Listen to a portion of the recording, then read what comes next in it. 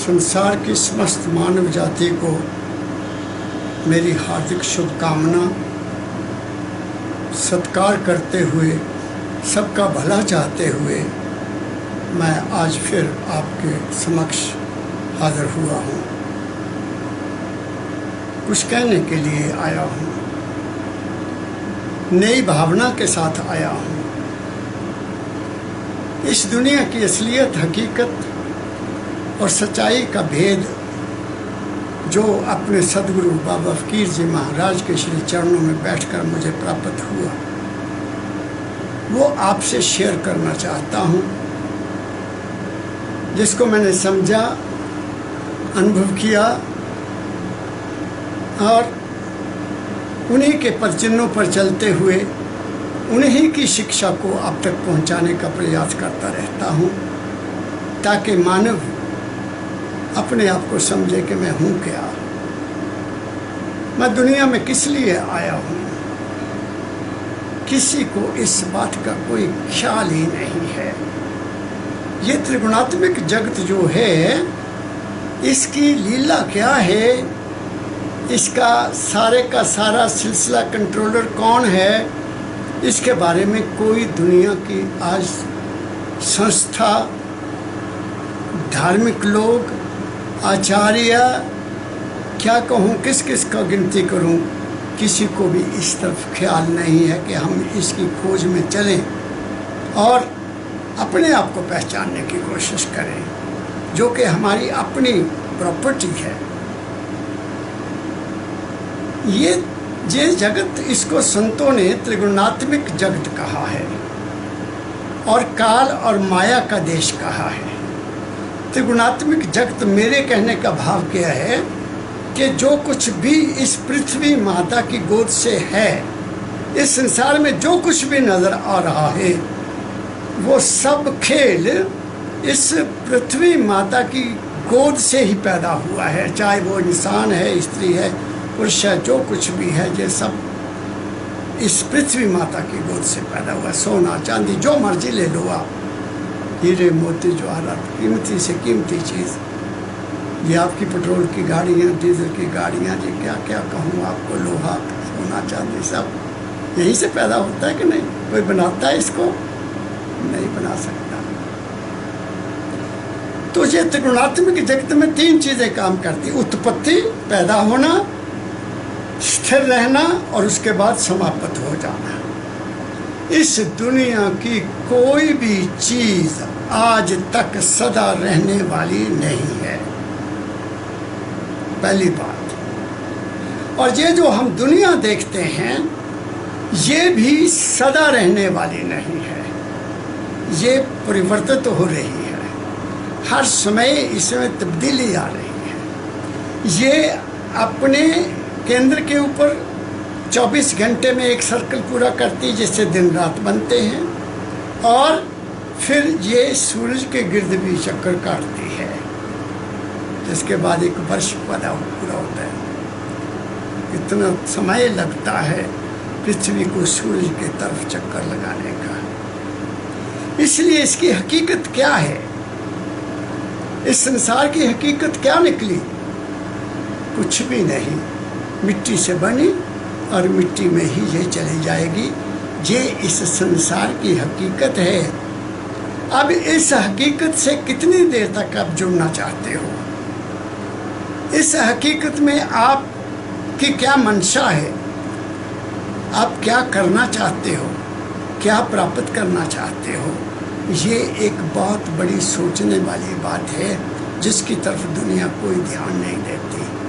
बदल रहा है संसार। पिछले 20-50 साल को देखो, पिछले 60 साल को देखो, मैं तो देखता आ रहा हूँ।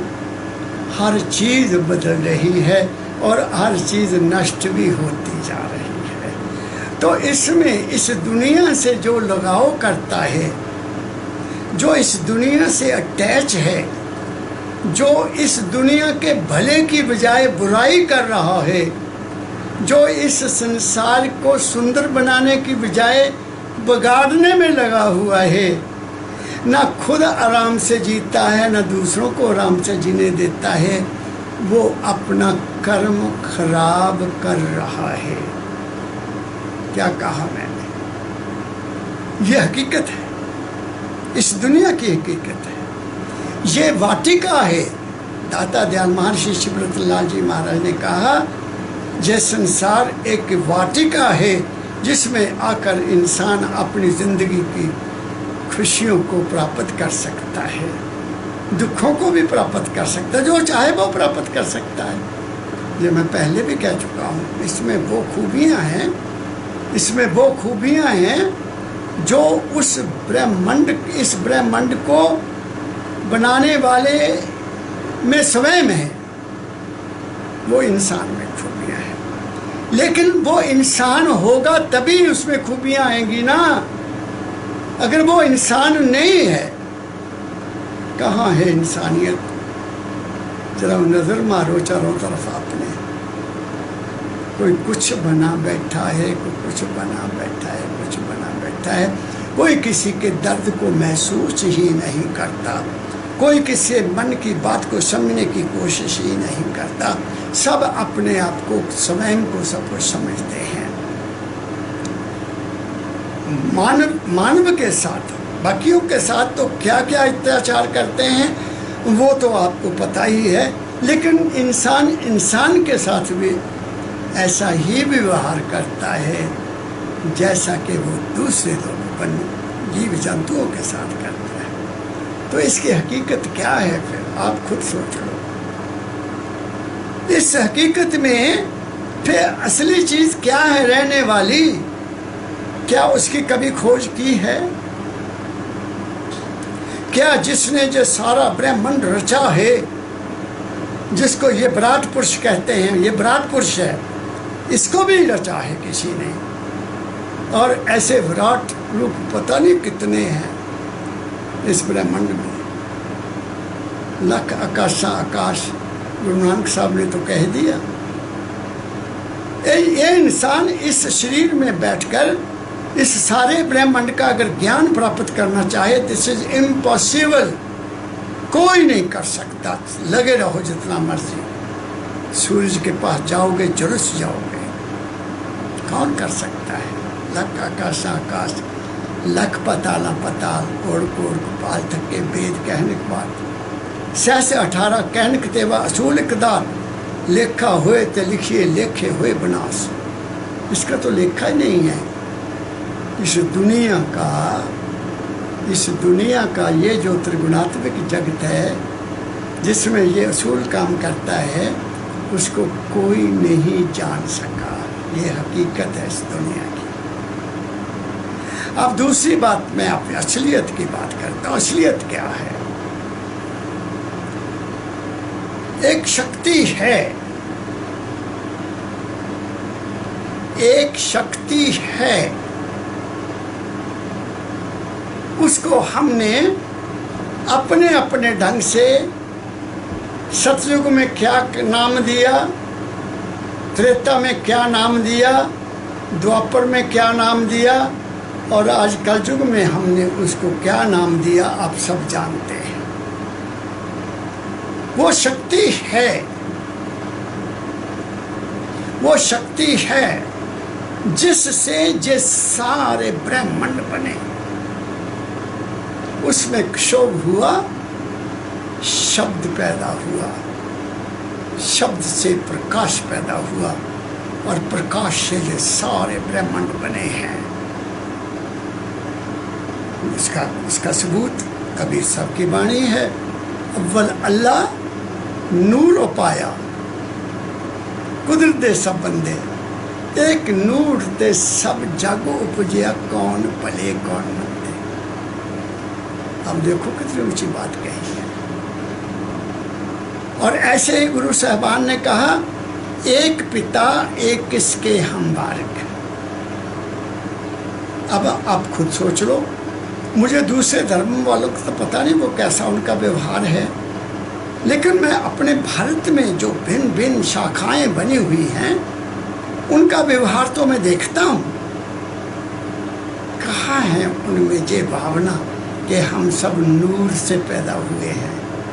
हम सब में उसकी अंश है, कहाँ है, कहीं नजर नहीं आती है। तो वो जो मालिक है, जिसको किसी ने देखा नहीं, माना है कि वो है, माना है कि वो है, और उसको किसी न किसी रूप में सबने मान लिया, और किसी न किसी नाम से उसको याद कर रहे हैं। मेरी बात को थोड़ा पकड़ने की कोशिश करना। उसको तो एक तरफ कर दिया, उसको किसी इंसान में मान लिया, किसी देवी में मान लिया, किसी देवता में मान लिया, किसी स्थान में मान लिया। हमने उसको तो छोड़ ही दिया। जबकि उसकी अंश आप सब में है। किस रूप में? प्रकाश के रूप में भी और शब्द के रूप में भी। क्या कहा मैंने? उसकी अंश, उस परम तत्व की अंश जिससे ये सारे ब्रह्मांड उत्पन्न हुए, उससे ये दो चीज़ों का उत्पन्न हुई, और वो दो चीज, वो ही उसकी अंश आप सब में है, जिसको संतों ने सुरत का रूप दिया है। सुरत कहा उसको, शरीर नहीं माना, मन भी नहीं माना, और आत्मा भी नहीं मानी। वो इन तीनों से अलग है, चौथी है वो। वहां तक कौन जाता है मुझे बताइए? किस धर्म में उसकी बात की जाती है? सब आत्मा तक जाते हैं। आत्मा तक जाओगे तो प्रकाश है, प्रकाश में जाओगे तो दोबारा जन्म लेना ही पड़ेगा। प्रकाश का तो काम ही, उसकी प्रकृति है जन्म लेना। बहुत गहरी बात करने जा रहा हूँ, आप लोगों के साथ शेयर करता हूँ मैं। उस प्रकाश को, वो जो प्रकाश तुम्हारे अंदर, जिसका गायत्री मंत्र में वर्णन किया गया है, जिस प्रकाश का वर्णन श्री गुरु ग्रंथ साहब जी के वाणी में भी आता है। अरे मन, तू तो ज्योत स्वरूप है, अपना रूप पहचान, ये कहा है। तू ज्योत का स्वरूप है। उन्होंने इसको देखा तभी लिखा ना, गायत्री मंत्र वालों ने भी तभी लिखा जब उन्होंने देखा कि ओम भूर्भुवः स्वः से आगे, सत्यम से आगे प्रकाश तुम्हारे अंदर सूर्य रूपी प्रकाश है, उसका दर्शन करो, उसको अपने जीवन का पथ प्रदर्शक बनाओ, लिखा है। लेकिन आगे नहीं कहा कुछ भी, आगे की बात संतों ने खोज की है। तो उस मालिक को अगर कोई जानना चाहे, उस मालिक के कुल, परम तत्व, सर्वाधार, ईश्वर कह लो तुम, परमात्मा, परमात्मा कह लो तुम, परमात्मा जो आत्मा से ऊपर है, जिससे आत्मा निकली उसको परमात्मा कह लेते हैं। ईश्वर जो शक्तिवान है, परमेश्वर जिसकी महान शक्ति है। शब्द तो ऋषियों ने दे दिए, लेकिन हमने उनको समझा नहीं। हम तो फंस गए, बाहर मुखी हो गए। हम बाहर मुखी हो गए। सनातन धर्म जो सारे का सारा अंदर का ज्ञान है, वो बाहर मुखी हो गया, आसान तरीका ढूंढ लिया।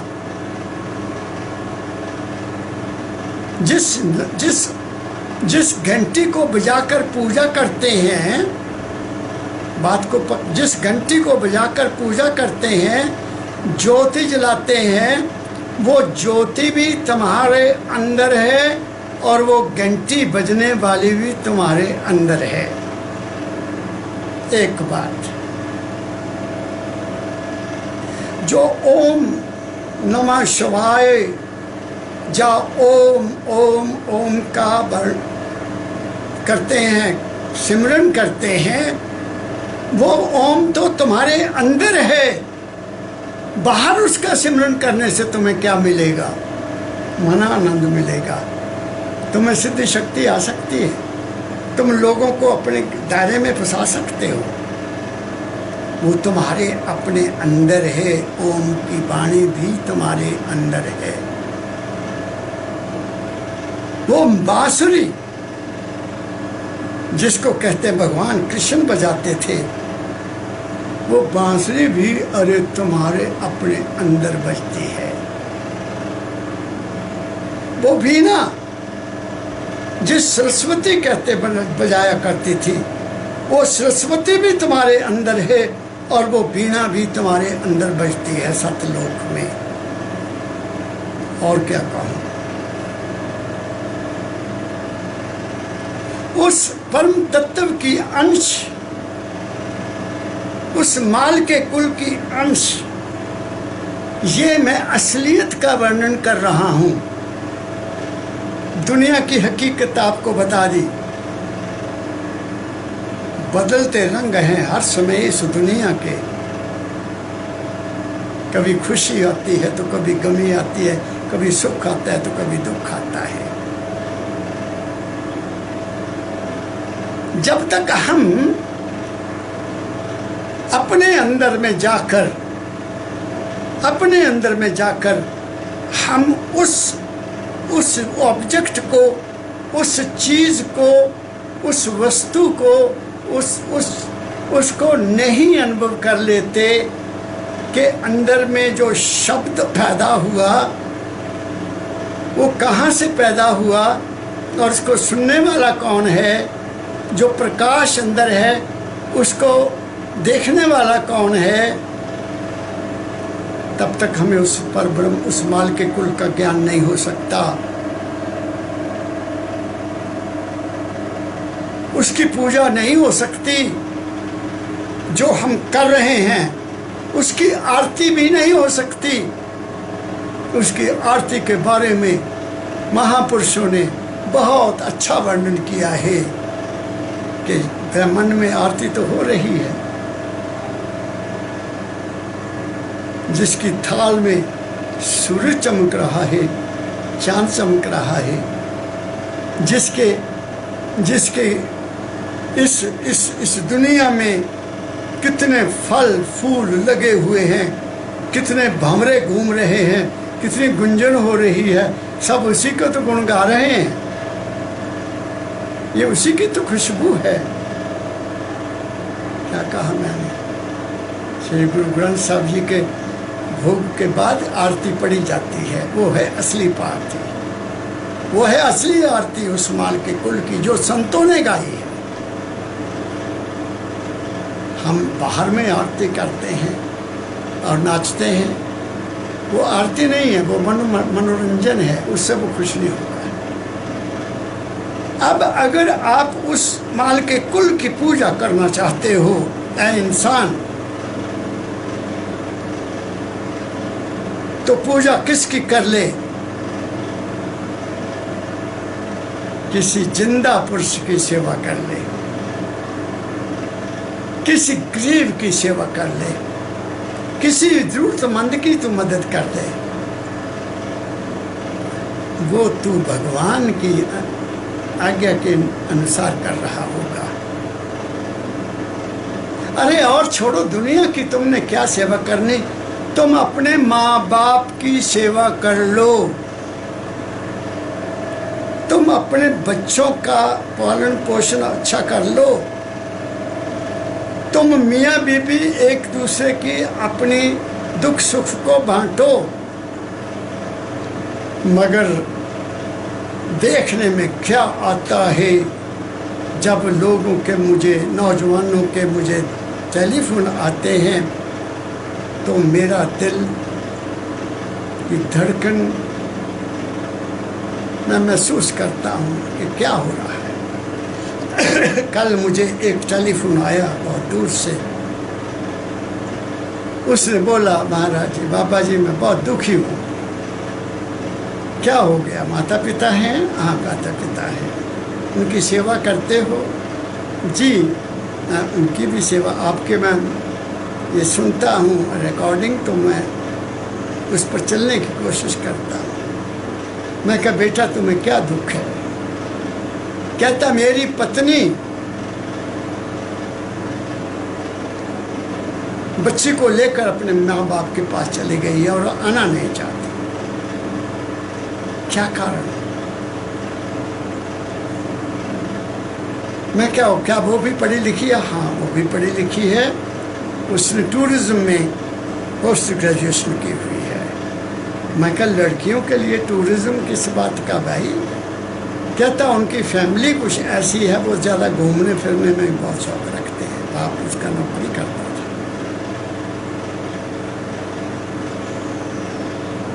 अब वो कोशिश करता हूँ, वो आती नहीं, कहती मैं नहीं आऊँगी। क्या कारण है?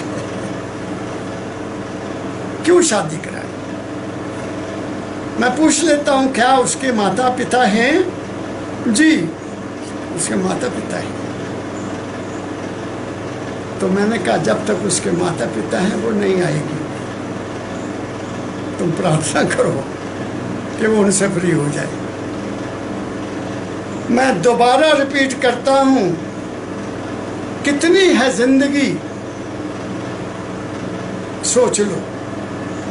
निश्चित है हमारा इस संसार में रहना निश्चित है। ये 2 दिन की जिंदगी, 4 दिन की जिंदगी तुमने शादी की और प्रेम से जिंदगी को गुजारो। एक जगह रहकर मियाँ बीवी अपने जीवन को खुशियों में बांटोगे। क्या कर दिया तुमने? मैंने उसको कहा बेटा तेरी उम्र कितनी? कहता 29 साल की उम्र है जी। एक बार मैंने कहा जिसने भी शादी करवाई है वो कहता जी मुझे नहीं पता था कि लड़की ऐसी निकले, मुझे नहीं पता था। आप बड़े भले लोग थे, मैं फंस गया। अपने पिता को ले और अपने उस मीडिएटर को साथ लेकर एक दफ़ा जाया और फाइनल कराया ताकि तू अपनी ज़िंदगी को बर्बाद न कर। अगर वो आज़ाद रहना चाहती है उसको कह जा किसी गरीब लड़की को ले आ बेटा, जो तुम्हें सहायता करेगी, जो तेरे माँ बाप की सेवा करेगी।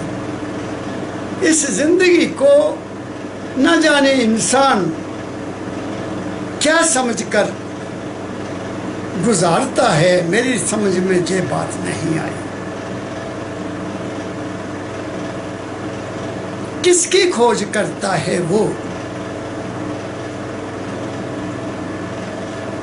सिर्फ करना क्या है कि जीवन मिला है, ये कर्म करने के मिला गया है। कर्म क्षेत्र है।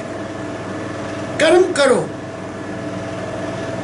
कर्म करो, कर्म से कमाई करके अपने बीवी बच्चों का पालन पोषण करो, माँ बाप की सेवा करो। इससे बड़ी दुनिया में कोई भक्ति नहीं है। क्या मैं कह रहा हूँ आपको? जब से होश आया 18 साल की उम्र तक तो मैंने पता नहीं उस भगवान को कैसे कैसे याद करता रहा, गुरु के लिए कितने कितने प्रार्थना करता रहा। लेकिन जब मुझे मिल गए तो मैंने आज तक, मैं गर्व से नहीं कह रहा हूँ, माँ बाप को सिर झुकाया है और अपने गुरु को तो सब कुछ ही दे दिया। मेरा मुझ में कुछ नहीं, क्योंकि पता लग गया साथ तो कुछ तुम्हारे जाने वाला नहीं है। सोच लो कि क्या जाएगा तुम्हारे साथ। मैं आपके साथ असलियत की बात कर रहा हूं।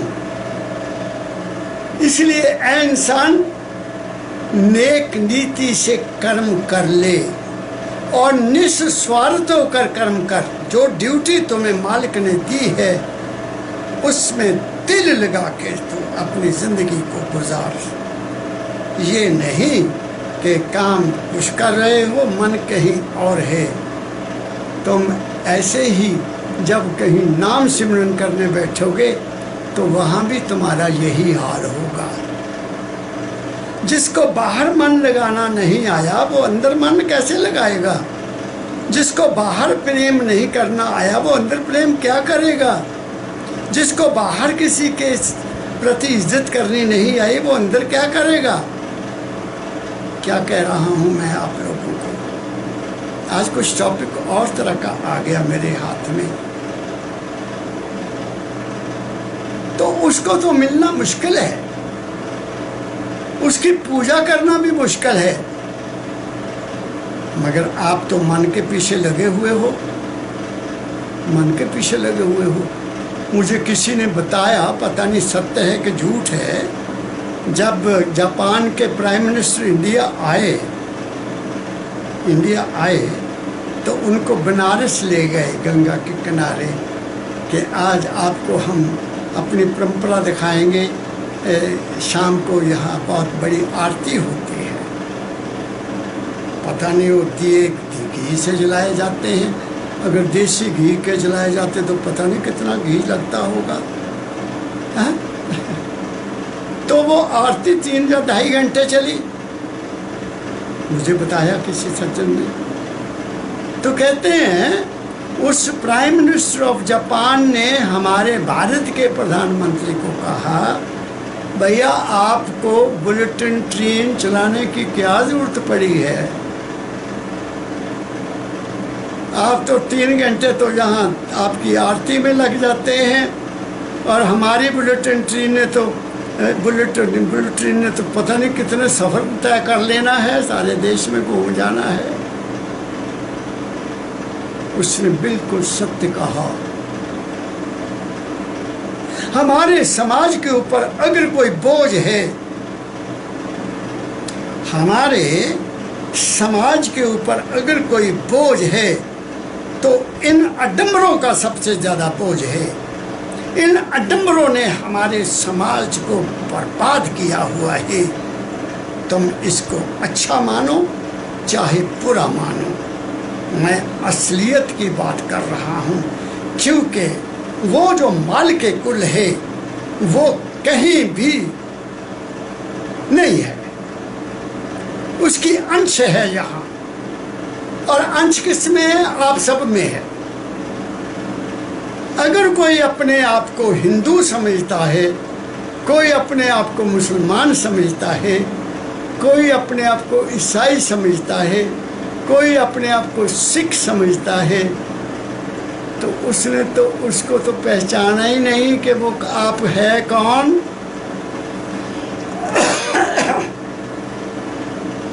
उसका तो कोई धर्म ही नहीं है,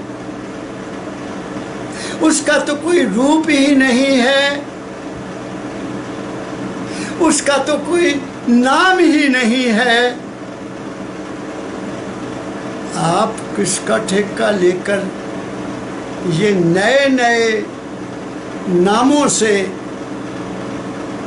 उसका प्रचार कर रहे हो? मैं कहीं जा रहा था चंडीगढ़ को, एक बार चंडीगढ़ जा रहा था तो रास्ते में देखा कि बहुत से ट्रैक्टर,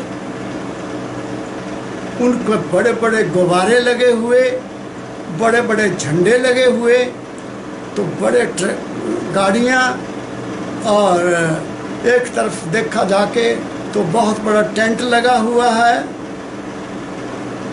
मैंने वहाँ पूछा, भाई ये क्या बात है, ये क्या आज नया, ये किस चीज़ का जुलूस निकला है?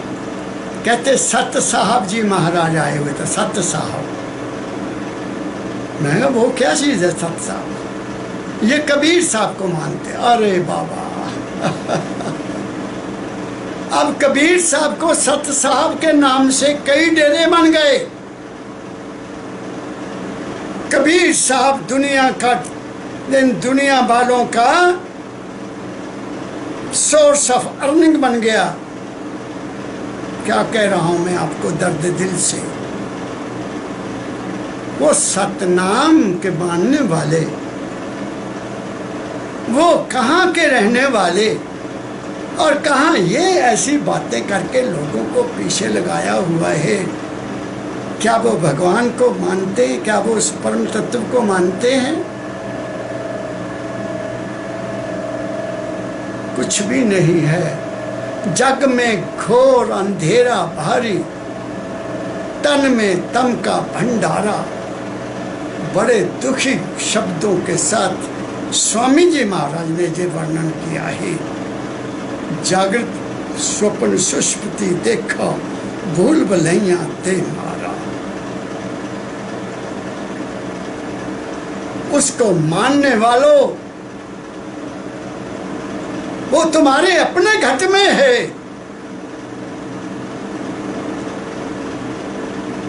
तुम बाहर भागे फिरते हो।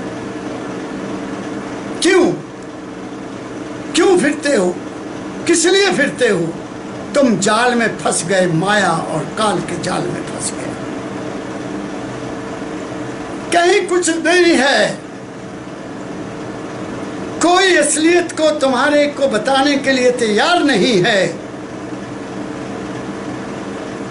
तुम उस जंजाल से बाहर आ ही नहीं सकते।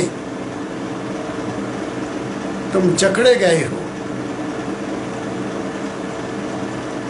तुम जंजीर में बंध गए हो, और ये जंजीर ऐसी है जिसको कि काटना बहुत मुश्किल है। मेरे दाता सतगुरु बाबा फकीर जी महाराज ने मेरी जंजीर को काट दिया। क्या काटा? क्या काटा? कि बाहर कुछ भी नहीं है। बाहर कुछ भी नहीं है। अगर कुछ है तो वो परिवर्तनशील है। और तेरे मन के अंदर हकीकत, असलियत बता रहा हूं। तेरे मन के अंदर ये बाहर जो संसार, ये जो बाहर है, ये दुनिया है। दोपना है इसमें, मैं तू। दोपना, त्रिगुणात्मक जगत में दोपना है। मैं तू का झगड़ा है यहाँ। मैं हिंदू, तू मुसलमान। मैं सिख, तू ईसाई। मैं ये, तू वो। तेरी जात ये, मेरी जात वो, है ना। द्वंद्वपना है। जब तक द्वंद्वपने में हो, एक द्वंद्वपना और है जो संतों ने क्लियर किया कि उस मालिक को, उस गुरु को, उस सतपुरुष को अपने से अलग समझना। मैंने कबीर साहब का आपको शब्द सुनाया था, हमन को इश्क मस्ताना हमने दुनिया से जारी किया। हमारा यार है हम में, हमन को इंतजारी किया। वहाँ दुई खत्म हो गई। दोपना आपके अंदर भी है। बाहर दुनिया परिवर्तनशील है, तुम्हारे अंदर आपका अपना संसार है। तुम खुद से सोचो वो संसार क्या है। तुम्हारे ख्याल, तुम्हारे विचार, तुम्हारी आशाएं, तुम्हारी होप्स, तुम्हारी डिजायर्स, तुम्हारी भावनाएं जो तुम्हारे अंदर हर वक्त पैदा होती रहती हैं, वो तुम्हारा अंदर का संसार है। वो संसार अंदर में माया रूप में है। जब वो ग्रॉस रूप में आ जाता है तो वो छाया रूप बन जाता है। वो छाया है। क्या कहा मैंने? इसको सनातन धर्म में माना है, लेकिन दुनिया इसको मानने के लिए तैयार नहीं है, क्योंकि वो कारोबार नहीं चलेगा अगर असलियत बता दी। कोई नहीं खोलता इस चीज। एक संत आए, बाबा फकीर जी महाराज, और बता गए, ढिंढोरा पीट दिया, मानो या न मानो। वक्त आएगा, लिखा है उन्होंने कि दुनिया में मुसीबत आएगी। जो बहुत देर की बात है, 78-79 में उन्होंने बता दिया था।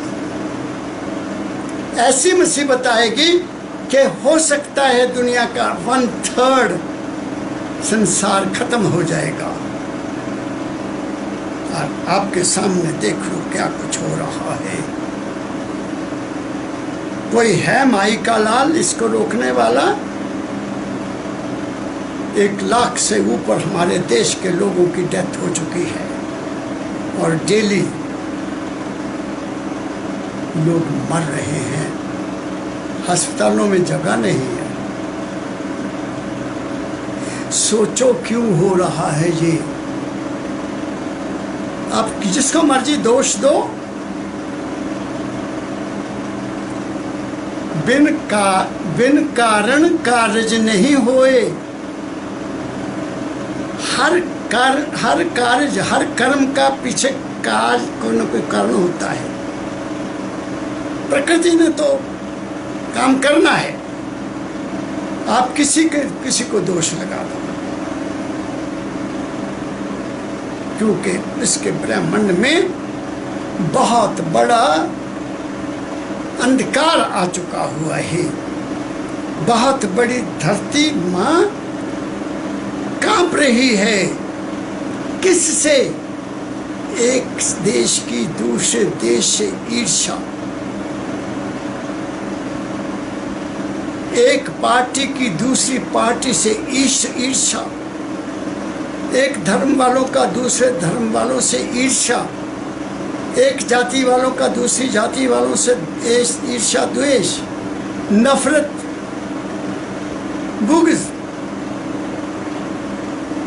वो ब्रह्मांड कांप गया है। इसको कोई रोक नहीं सकता। इसको कोई रोक नहीं सकता। भारत में महापुरुषों ने भक्ति की हुई है। संतों ने यहाँ बैठकर भिन्न भिन्न केंद्रों पर भजन किया हुआ है, सद्भावना की हुई है, सर्वे भवन्तु सुखना कहा हुआ है, सर्व का भला मांगा हुआ है। तो वो जो ख्याल ऊपर हैं वो कुछ इलाकों की मदद करेंगे, बचेंगे कुछ लोग। कैसे? जैसे जब चक्की चलती है तो उसके दरमियान में एक केंद्र होता है जिसके ऊपर पत्थर घूमता है, उसके पास कुछ दाने लगे रहते हैं, वो बच जाते हैं। जो बाहर होते हैं वो सब रगड़े जाते हैं, आटा बन जाता है। हमारे बुजुर्ग कहा करते थे, हमारे बाबा जी, बच्चा एक वक्त आएगा कि 20-20 कोस तक कहीं दिया जलता नजर नहीं आएगा। ये उन्होंने भी कहा हुआ है, मैंने अपने कानों से सुना हुआ है। क्यों होगा बापूजी? कहते बेटा युग बदलता है, इंसान बदल जाता है, फिर युग बदल जाता है, वो फिर अपना कर्म करता है। इसलिए उसकी मैं आपके साथ असलियत शेयर कर रहा हूँ। माल के कुल की उसकी पूजा कहाँ हो सकती है? घट में हो सकती है, अपने अंदर हो सकती है। और उसके लिए संतों ने कहा उस मालिक का एक नाम रख लो, उस मालिक का एक रूप मान लो, फिर क्या होगा? तुम्हारी जिंदगी अच्छी गुजर जाएगी। लेकिन तुमने नाम भी ले लिया, ईर्ष्या भी करते हो, द्वेष भी करते हो, नफरत भी करते हो और नाम भी जपते हो, तुम पहले से भी ज़्यादा बर्बाद हो जाओगे। इसलिए मैंने पिछले सत्संग में कहा, दिल का हुजरा साफ कर जाना के आने के लिए ध्यान गैरों का हटा उसको बिठाने के लिए, उसका केवल ध्यान कर, इसको खाली कर ले, इसको भी खाली कर ले। तुम सिमरन ध्यान करो, इससे तुम्हारी दुनिया ठीक बन जाएगी, लेकिन तुम 84 के चक्कर से नहीं बच सकते। क्या कहा मैंने? तुम 84 के चक्कर से कभी नहीं सब, तुम्हें दोबारा जन्म लेना पड़ेगा। उस चक्कर से निकलने के लिए आगे बताऊंगा, नहीं तो आते रहो। कभी टांग नहीं होगी, कभी बाजू नहीं होंगे। देखा नहीं दुनिया में कैसे कैसे लोग हैं। अति गरीब भी बन के आना पड़ेगा। अगर आज अमीर हो, किसी को दर्द दिया, किसी को दुखी किया, तो आपने जिसको दर्द दिया, दुखी किया, वैसा रूप तुम्हें भी लेना पड़ेगा। कर्म जो जो करेगा अंत में भोगना पड़ना, ये कहना चाहता। तो अगर आप उस माल के कुल की पूजा करना चाहते हो, उसकी सेवा करना चाहते हो, उसको जानना चाहते हो, तो जानने के लिए वो तुम्हारे अपने अंदर है। शरीर, मन और आत्मा से आगे है। वो सुर्त रूप में तुम्हारे अंदर विराजमान है। उसकी सेवा पूजा करनी चाहते हो तो माँ बाप की सेवा पूजा करो। जिन जिन जिन लोगों को उस कुदरत ने तुम्हारे साथ लगाया है, उनकी सेवा करो, उनकी मदद करो। प्यास कह रहा हूँ तो उसकी सेवा हो जाएगी। उनको भोजन दो। जो इंसान हक हलाल की कमाई करके अपने परिवार को पालन पोषण करता है और अपने माँ बाप की सेवा करता है, उससे बड़ा पुण्य आत्मा दुनिया में कोई हो नहीं सकता। छोटी सी कहानी सुना देता हूँ आपको, टाइम ज़्यादा लग जाएगा। एक कोई भक्त गया जंगल में, सच्ची कहानी है ये, नाम बताऊंगा तो टाइम लग जाएगा। काफ़ी दिन उसने अपने आप को वहाँ 1-2 साल बहुत भक्ति की। तो भक्ति की कहते हैं, उसने सोचा कि अब देखूं, मैंने इतना अभ्यास किया, अंदर में नाम जाप किया, मैंने ये भी देखा, वो भी देखा, वो भी देखा, अब देखूं मेरे में ताकत आई है। तो चिड़ियाँ चुग रही थी। उसने कहा चिड़ियों मर जाओ। वो चिड़ियाँ मर गई, क्योंकि विल पावर आ गई ना अंदर। ओह, बड़ा खुश हुआ, मैं तो पावरफुल हो गया। फिर कहता उड़ जाओ चिड़ियों। उड़िए, चिड़िया उड़ गई। ले भाई, कमाल है, इतनी भक्ति में ताकत है। अब चला वापस, अब तो बस जिंदगी बन गई। अब चलते हैं, माँ को बताते हैं कि माँ जी बन गया। प्यास लगी तो आगे एक औरत पानी निकाल रही है जल्दी जल्दी, और निकाल कर फेंक रही है। वो कहता बीबी पानी पिला। कहती बैठ जा, बैठ जा भाई, थोड़ा रुक जा, पानी डाल दे, पानी डाल दे, पानी डाल दे। वो थोड़ा गुस्से में आ गया, कहता मुझे प्यास लगी, जल्दी पानी पिलाओ। कहती बैठा रहे कि यहाँ ये मरजो चिड़िया उड़िया चिड़िया नहीं है। उसकी पाँव से मिट्टी निकल गई।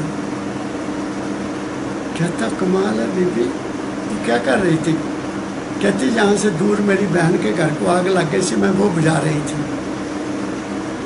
और भी ठंडा हो गया, प्यास तो ख़त्म हो गई।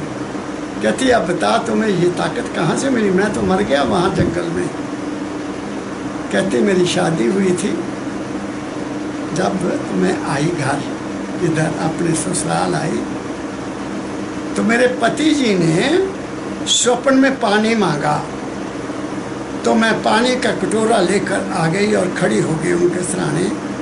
जब तक वो गहरी नींद में चले गए, मैंने उनको जगाया नहीं।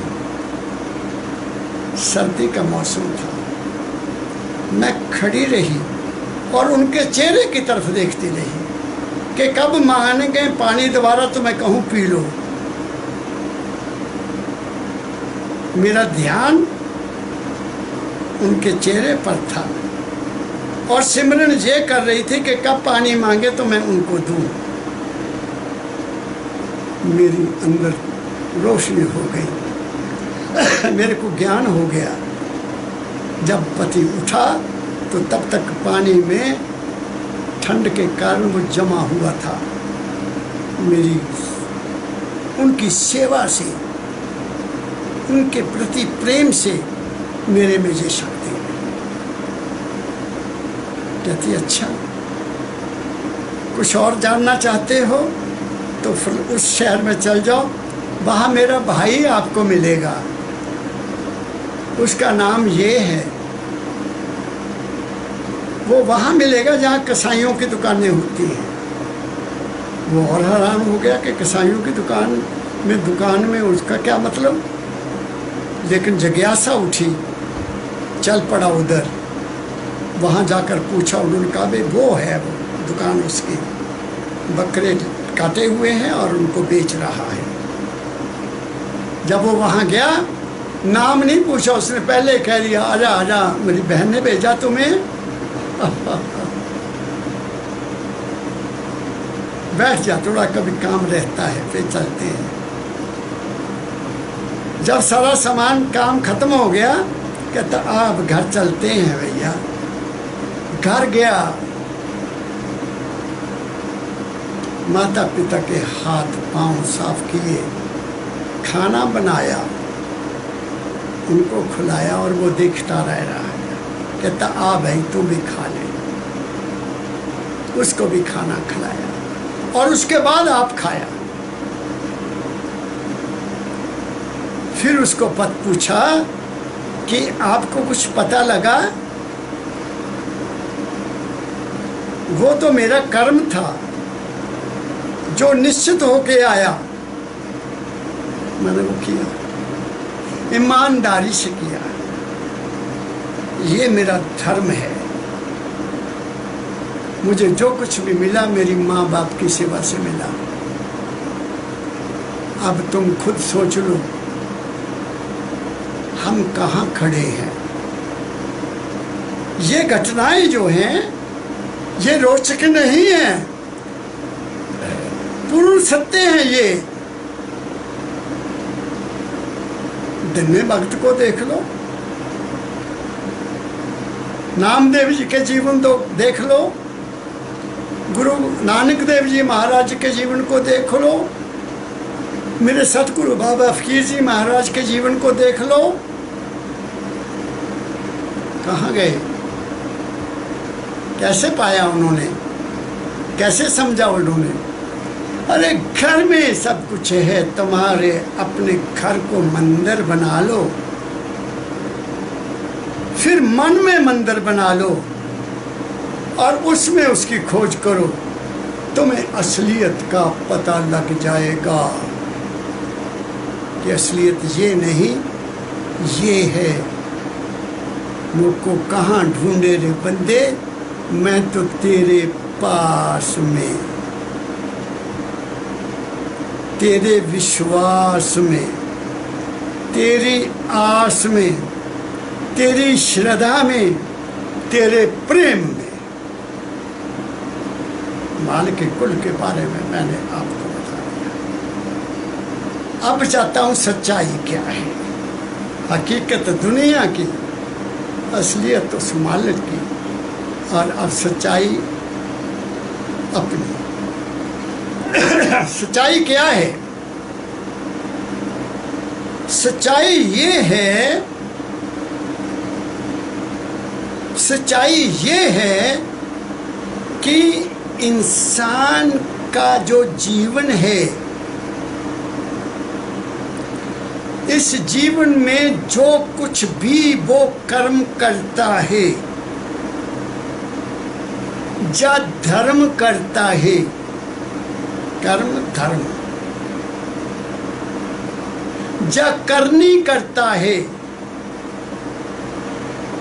इनको पहले क्लियर कर देता हूं। कर्म है जिससे हम अपने जीवन को गुजारा करने के लिए कोई ना कोई पैसे का साधन करते हैं,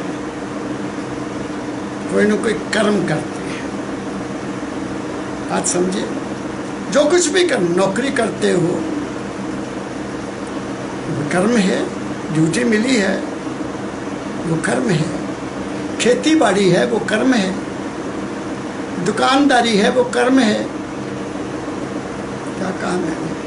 जो भी जहाँ से तुम्हें अपनी रोटी खाने का के लिए पैसा मिलता है, रोजगार मिला हुआ है, वो कर्म है। उस कर्म को करते हुए यदि हम ईमानदारी से, सच्चाई से, निस्वार्थ होकर उसको ड्यूटी समझकर नहीं करते, केवल लालच के रूप में कुछ ना कुछ ज़्यादा से ज़्यादा इकट्ठा करने की कोशिश करते हैं, तो वो कर्म विकर्म बन जाएगा, बुरा कर्म हो जाएगा। हाँ, मेहनत की है, तुम्हें मिला, वो तुम्हारा कर्म है। धर्म, धर्म क्या है? हमने, दुनिया ने धर्म को धार्मिक नाम दे दिया, धार्मिक नाम दे दिया। धर्म क्या है? तुम्हारी अपने प्रति, अपने पत्नी के प्रति, अपने बच्चों के प्रति, अपने माँ बाप के प्रति, अपने रिश्तेदारों के प्रति, अपने समाज के प्रति, अपने देश के प्रति जो तुम्हारा ड्यूटी है, उसको मैं धर्म कहता हूँ। वो धर्म है। शादी हो गई, पत्नी पत्नी नहीं रही, पति पति नहीं रहा, तो वो धर्म का पालन नहीं कर रहे। माँ बाप हैं, उनकी सेवा नहीं कर रहे, बाहर लंगर लगा रहे हैं या कहीं सोने का छत्र चढ़ा रहे हैं, वो धर्म नहीं है। वो कुछ भी नहीं तुम्हें देगा। सच्चाई से कह रहा हूँ, ये सच्चाई का वर्णन कर रहा हूँ। धर्म क्या है? दया राख धर्म को पाले, ये धर्म है। ड्यूटी किसके प्रति? मैंने गिनती कर दी आपके सामने, बार बार क्या गिनती करूं? अगर तुम ये नहीं करते हो और कहीं और भागे हुए हो कि वहाँ जाएंगे तो ये मिल जाएगा, वहाँ मन्नत करेंगे तो ये मिल जाएगा, वहाँ, वो धर्म नहीं है, वो तुम्हारी संसारिक आशाएं हैं, तो तुम्हारी संसारिक वासनाएं हैं, उनमें फंसते जाओ, मिलेगा तुम्हें कुछ भी नहीं। और नहीं, कुछ भी नहीं मिलेगा। क्या कहा मैंने? ये अगली बात आपको मैंने कह दी। अब दूसरी बात, कर्म धर्म करनी। करनी तुम्हारी अपनी है, अपने अंदर, अपने अंदर अपनी खोज करना, अपने अंदर होने वाली घटनाओं को जानने की कोशिश करना, वो करनी है। क्या कहा मैंने? वो करनी क्या है? हु एम आई? शारीरिक रूप से मैं क्या हूँ, मानसिक रूप से मैं क्या हूँ, और आत्मिक रूप से मैं क्या हूँ, और इन तीनों के ऊपर जो इस सब को देख रही है। जब मैं सो जाता हूँ तब भी मेरे शरीर की हरकत चली हुई है, मुझे पता ही नहीं कुछ भी, और उठकर कहता हूँ आज बहुत बड़े आनंद से नींद आई। वो आनंद लेने वाला कौन था? वो सुरत रूप है जो तुम्हारे जीवन की एक एक घटना को जानता है। मन नहीं जानता, और वो तुम्हें को आगाह भी करता रहता है कि तू क्या कर रहा है, लेकिन तुम उसकी आवाज़ को नहीं सुनते। इसलिए संतों ने कहा है वो अनहद तो तुम्हारे अपने अंदर है। बाहर तो जो कुछ है वो नकल है, वो असलियत नहीं है। क्या कहा मैंने? तो सच्चाई क्या हुई? कर्म जो जो करेगा अंत में भोगना पड़ना। इसीलिए संतों ने कहा मन, वचन और कर्म से हमेशा शुद्ध रहो। मन में कभी किसी तरह का विक्षेप मत आने दो। मन में कभी गिलानी ना आने दो। मन में कभी ईर्ष्या, द्वेष, नफरत, ये वैर विरोध मत आने दो। तुम्हारा कल्याण हो जाएगा। अपनी वाणी पर नियंत्रण रखो। कभी भी किसी को बुरा शब्द मत कहो।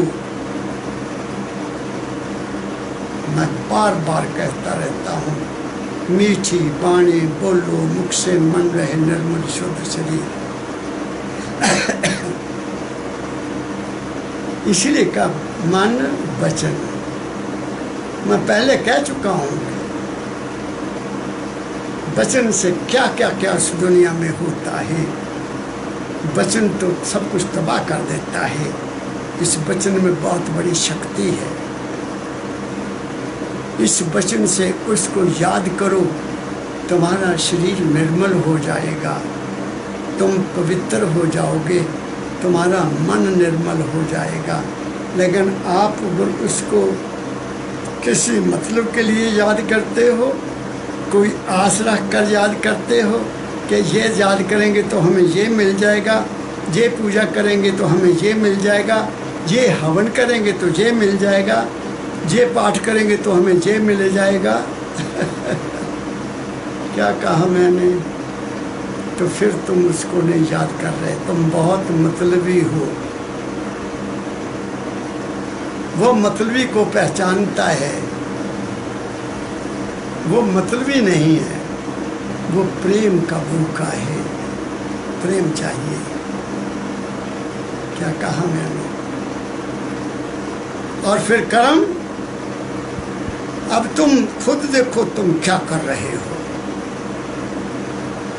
सुबह से शाम तक कितने लोगों को सुख देते हो, किनका भला चाहते हो, किनका बुरा चाहते हो, किन के लिए कोई अच्छा कर्म करते हो, किन के लिए कुछ अच्छा कर्म नहीं करते हो।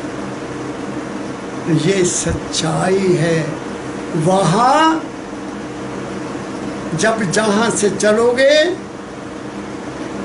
इस चोले को छोड़कर, तुम्हें पता नहीं कब हवा निकल जाएगी, तो तुम्हारे साथ कौन चलेगा? तुम्हारे कर्म। वहाँ कोई नहीं पूछता धर्मराज के दरबार में या जमराज के दरबार में तुमने क्या किया, क्या कितनी माला फेरी, कितना दान किया। ये वहाँ नहीं हिसाब किताब। वहाँ ये हिसाब किताब नहीं है। गरुड़ पुराण पढ़ के देख लो, गुरबाणी सुन के देख लो। वहाँ केवल कर्म प्रधान विश्व कर रखा, कर्म है। इसलिए मैंने आपको बहुत कुछ कह दिया। मानो ना मानो, हकीकत क्या है, असलियत क्या है, सच्चाई क्या है। अब बैलेंस आपने निकालना है। कैसे निकालते हो मैं नहीं जानता। आप सबके लिए मेरी बहुत बहुत हार्दिक शुभकामना। आप सुखी रहो। सबको मेरी बहुत बहुत हार्दिक शुभकामना और सबको मेरा बहुत बहुत प्यार भरा प्रणाम। राधा स्वामी, राधा स्वामी, राधा।